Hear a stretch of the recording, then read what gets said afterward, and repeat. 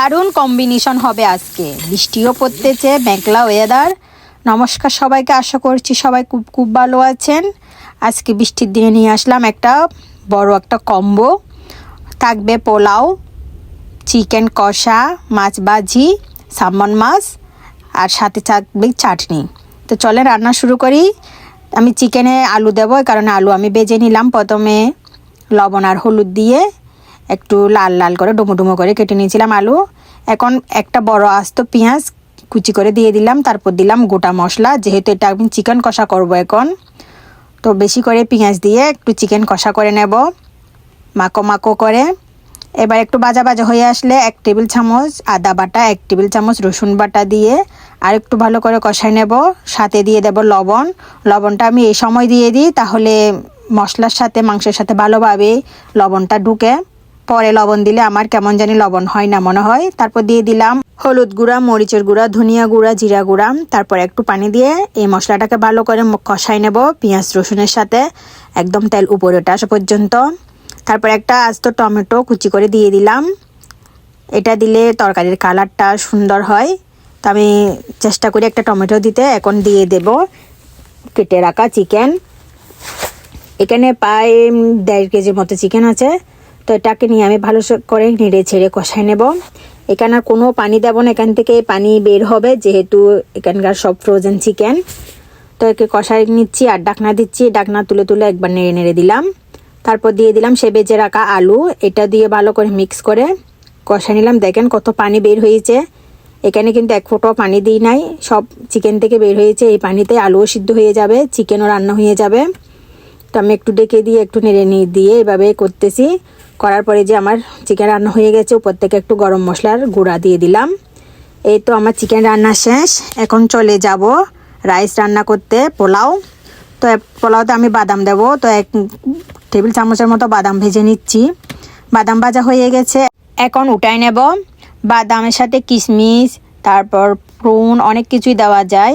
তো আমি আজকে শুধু বাদাম দেব। তারপর দিয়ে দেব 1/2 কাপের মতো পেঁয়াজ কুচি, তারপর গোটা মশলা, তেজপাতা, ডালচিনি, লং, এলাচ। তারপরে তো আমি চিনি গুঁড়া চাল দিয়ে করব পোলাওটা।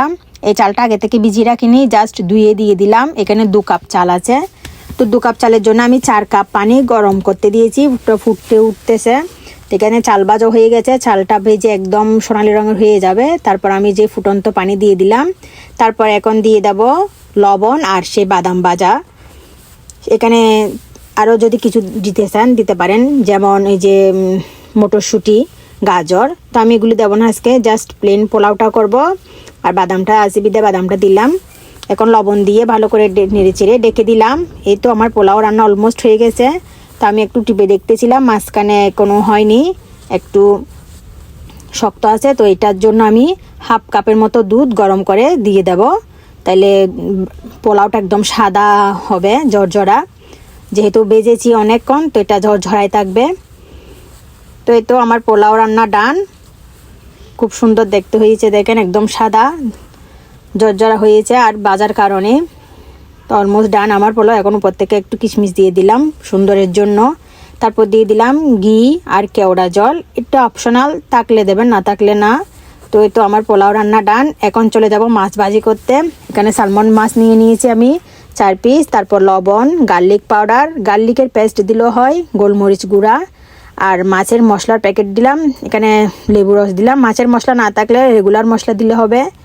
তারপর লেবু রস দিয়ে ভালো করে মাখায় রেখে দিলাম।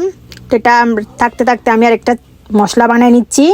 এখানে ধনিয়া, জিরা, 5 ফোড়ন, শুকনো লঙ্কা দিয়ে একটা মশলা বানিয়ে নিলাম। এখানে সরষের তেলে 5 ফোড়ন দিয়ে এখন টমেটো দিয়ে দিব।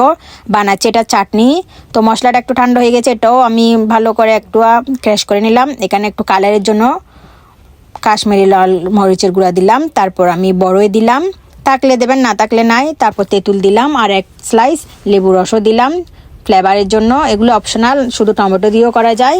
তারপর দিয়ে দিলাম চিনি, এই 2-3 টেবিল চামচের মতো হবে। তারপর সে ক্র্যাশ করে রাখা মশলাটা দিয়ে আমি নেড়ে ছেড়ে দিলাম। এখন মাছ ভাজি করে নেব।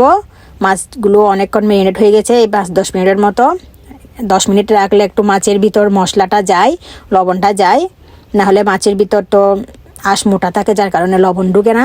তো এদিকে মাছ ভাজি হয়ে গেছে আমার ড্রাই ফ্রুট ছিল, কাজু বাদাম, এটাও দিয়ে দিলাম চাটনিতে, তাহলে আরও সুস্বাদু হবে। আর কিশমিশ দিয়ে দিলাম। এ তো এখন খাবারের জন্য নিয়ে নিচ্ছি ভাত। এই কম্বোটা কার কেমন লেগেছে অবশ্যই কমেন্টসে জানাবেন। বৃষ্টির দিন এরকম একটা কম্বো হলে কেমন হয়।